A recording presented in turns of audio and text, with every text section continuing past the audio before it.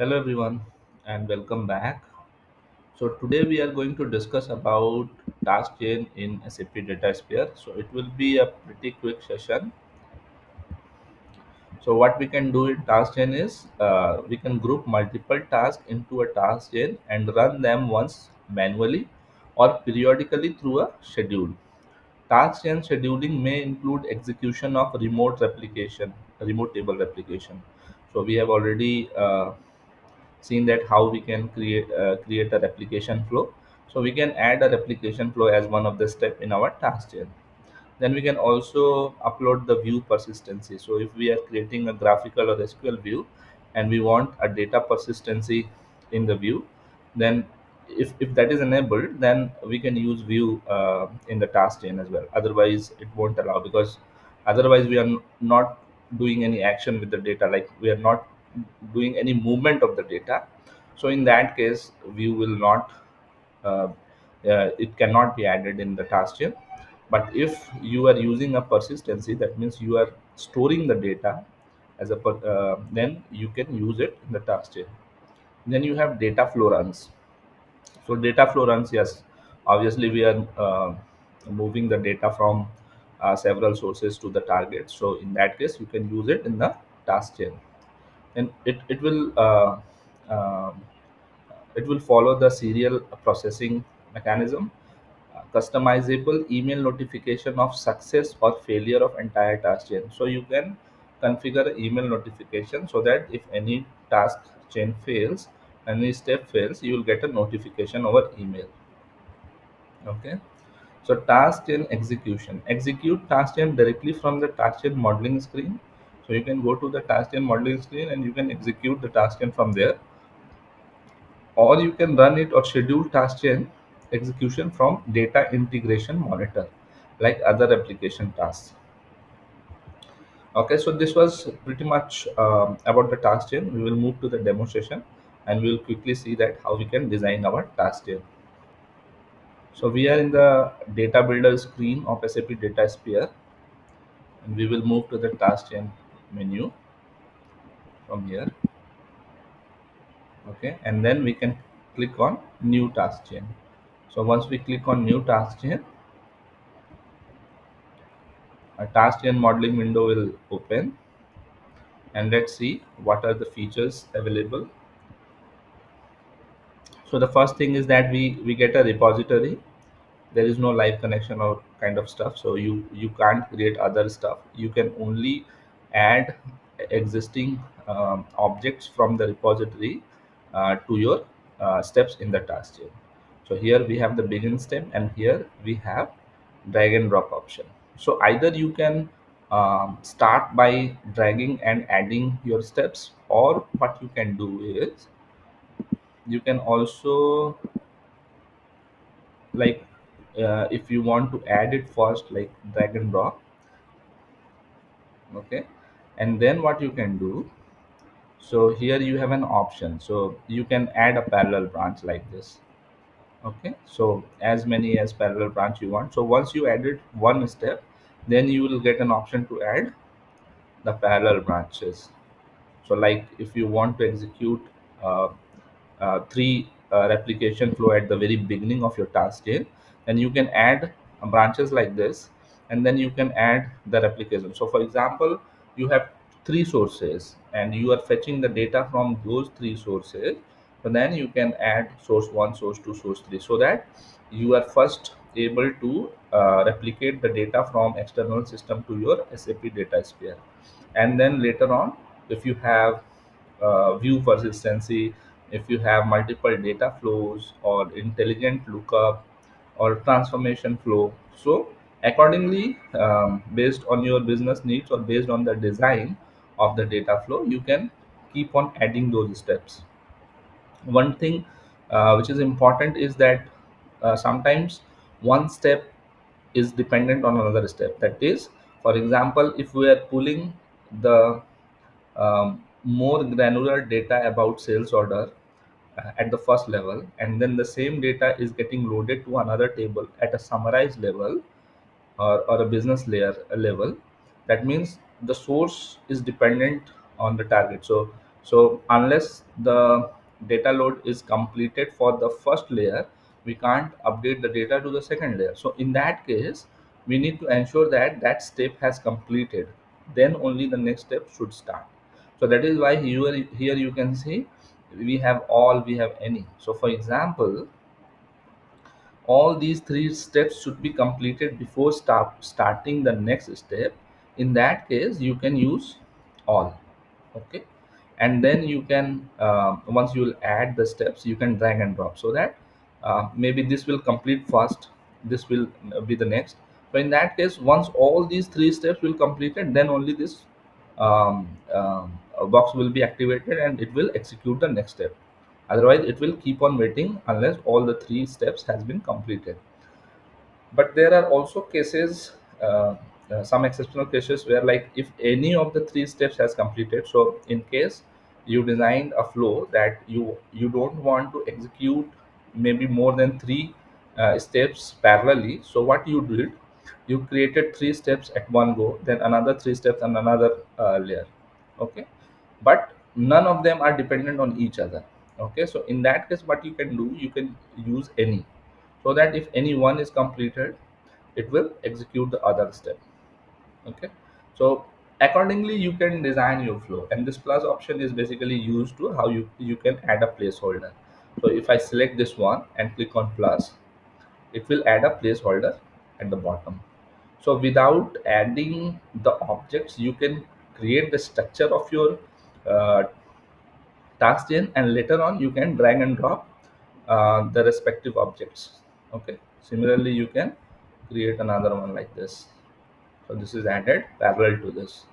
Okay, if you don't need this, this is by mistake, you can delete it as well like this. Okay, then you can click on this to again rearrange the objects. So this is very easy to create. So similar option you get over here as well. So if you click on any of the step, and then you can get an option to add a placeholder after that, or you can add a parallel branch. Okay, okay, so these are the features that we have.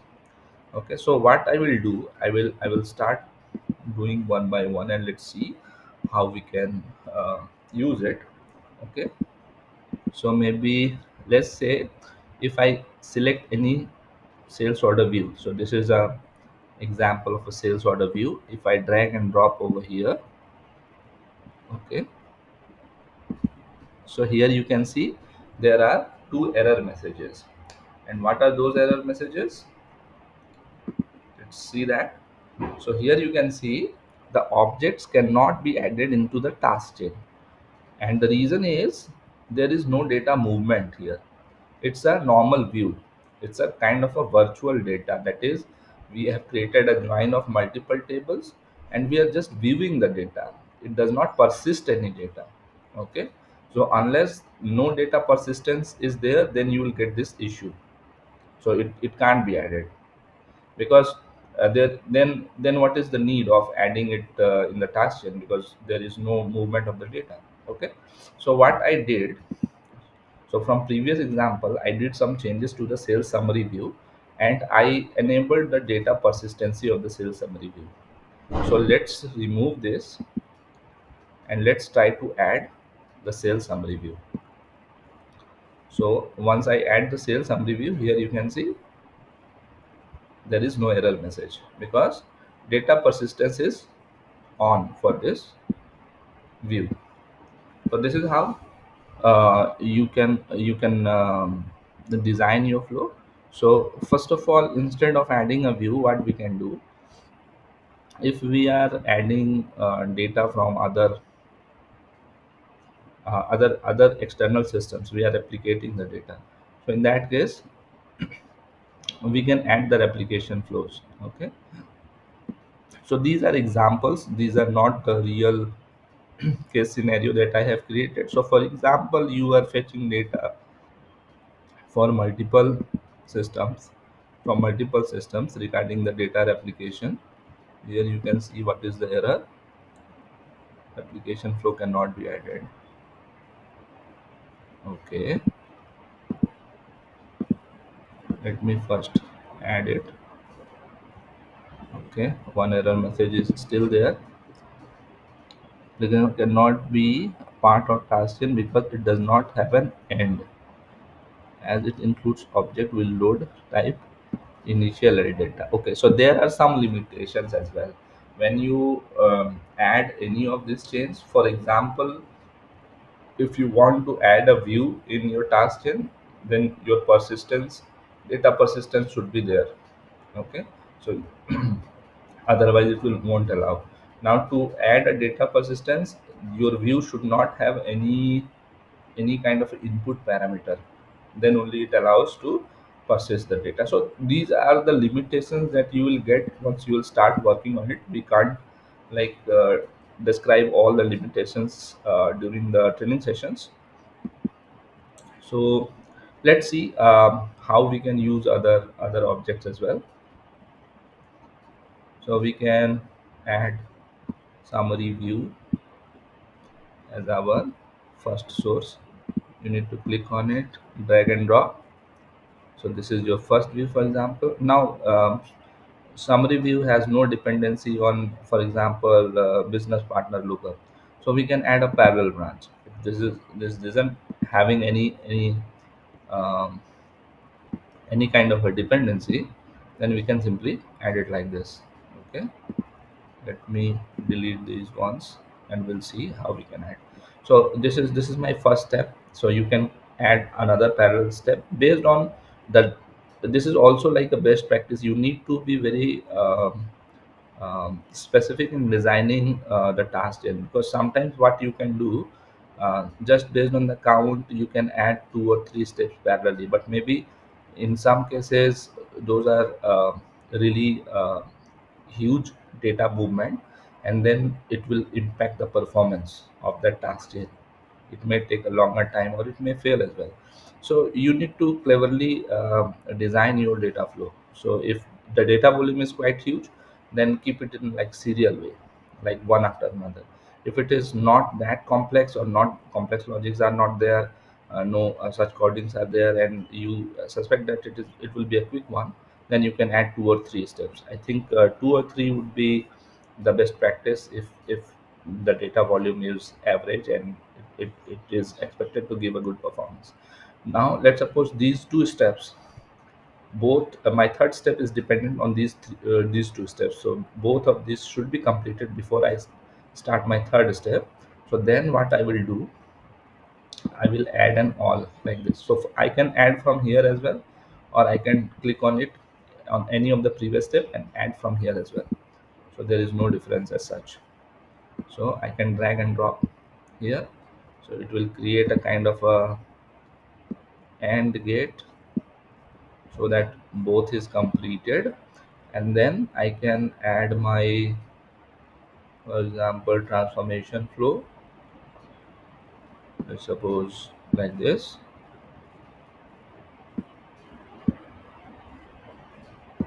and I can add it like this. Okay, and then let's suppose I can also add, if I have some other task as well. Let me use this one. Okay,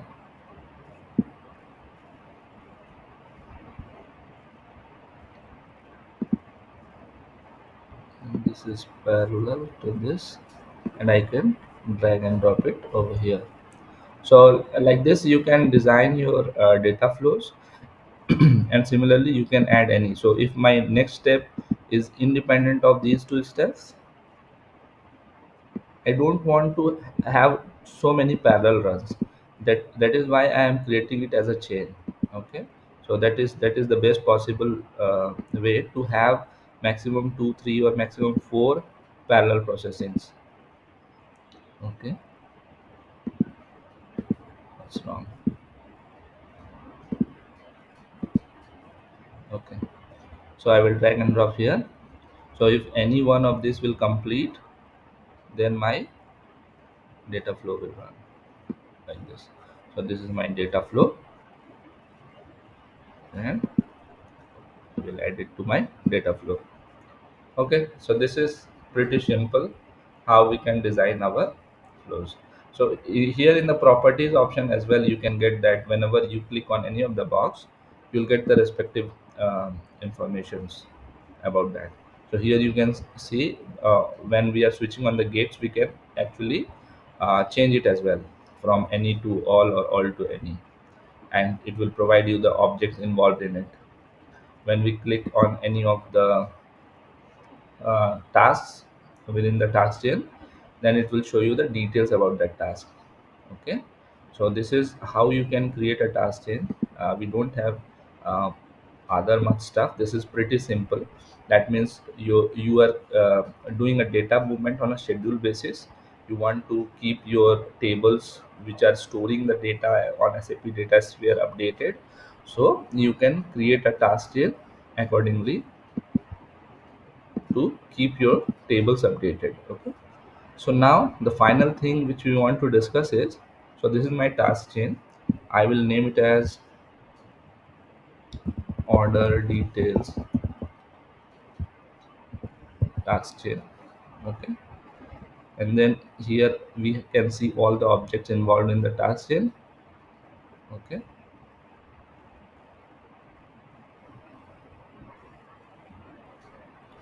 we can see the details about this as well. Label. Okay, let's click anywhere outside to go back to the window. Yeah, and then here we have the status. So we haven't executed it yet. Once we will execute it, we will get the running status, and we can then jump to the monitor option to see the previous runs information. And here this is very important feature, which is email notification. So we can set a notification. So either you can set you don't want any, so this is not very much important, you want to monitor it manually, then you can keep like no, do not send any notification. Or you can configure any of these remaining three, like send email notification only when the run has completed with an error. Okay, or you can send email notification only when the run has completed successfully. So either with error or with successfully, or send email when the run has completed. Okay, so run has completed means it is completed, it may be error, it may be successful. Okay, so accordingly you can select. So I don't want for the successful notification, but for example, if I want, if any of the run has failed, here I can put my recipient's email address, and then this will be the subject of that email, where you can put like dollar sign, the space id, the job names, the task gen name, and so on. So it will automatically take that, and then here you need to write the message of what you want to specify, or what you want to send as a message, and it is done. Okay, so this is pretty much simple. Okay, so add a recipient's email address, I need to first deploy the solution. So let's first save it,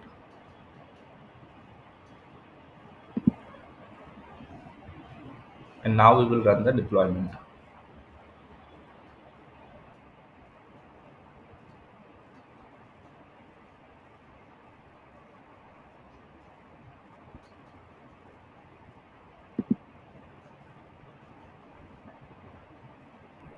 So it's deployed now. Okay, here you can see the status is deployed now. So now what we can do, we can put the email address here. So maybe for example, if I give my email address,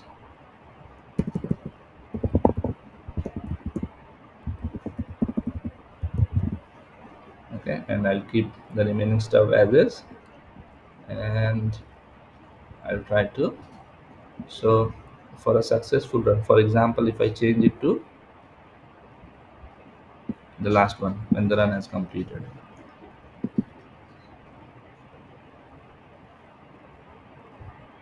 Okay, so it will only take the SAP domain email address. The email address domain does not match with the tenant owner. So the tenant owner will be your companies who will be purchasing this product, because this is a training system. It does not works for the any of the email address. So it should be like, if you are working for any organization, then it will be your email address for your company. So that is the reason we can't use it during the training session. So what I will do, I will switch it off, and then I will try to run it. Task chain. So task chain run has started, and to monitor that, here you can see the status is running, and here you have a monitor option. So for future updates, you can create a schedule. We already know that how we can create a schedule. So I will click on the monitor to check the status,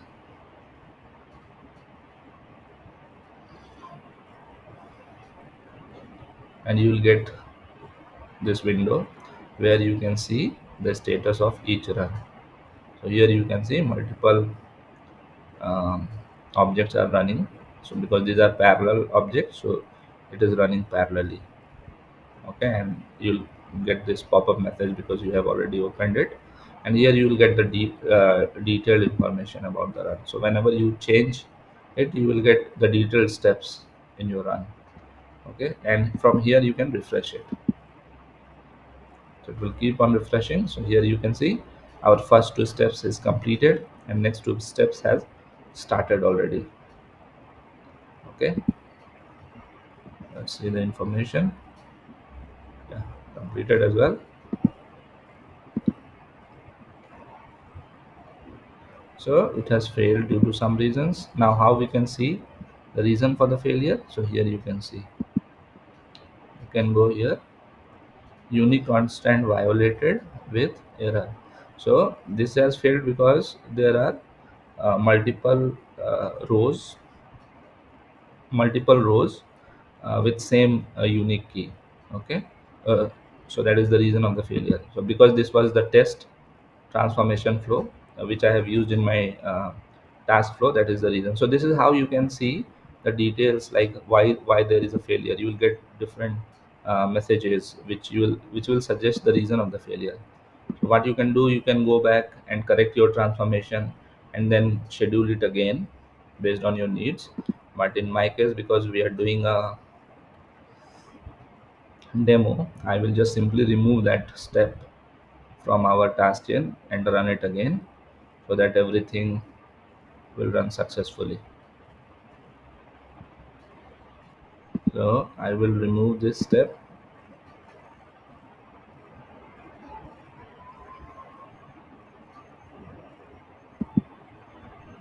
and this one is not needed anymore. I will remove this one as well, and I will add this step to my final step. So this is my modified chain, and I will deploy it, and after the deployment we will run it again. So this is also one important thing you need to know, that whenever you are using a data flow or other stuff, like what is the mode you have used as an update mode, whether it's a truncate data or whether it's a delta. So what kind of modes you are using, so that you should know that whatever you are executing is whatever you need is correctly fine. Okay, so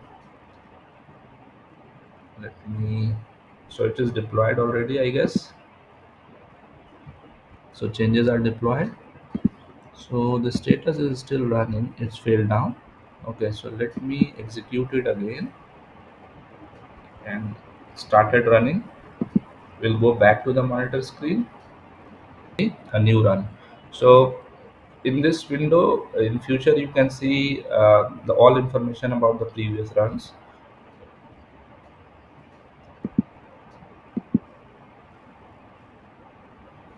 Okay, so it take couple of minutes to complete all those steps. It depends on the complexity and data volume of your task. So here you can see all the task has completed now. Okay, so it's already completed, so we can go back. So here you can see the final status has also updated as complete. So this is how you can design a task chain, and you can execute the task chain. You can also schedule it based on your needs. Now what we will do, we will move to data integrator, and we will see that how we can schedule our task chain from there.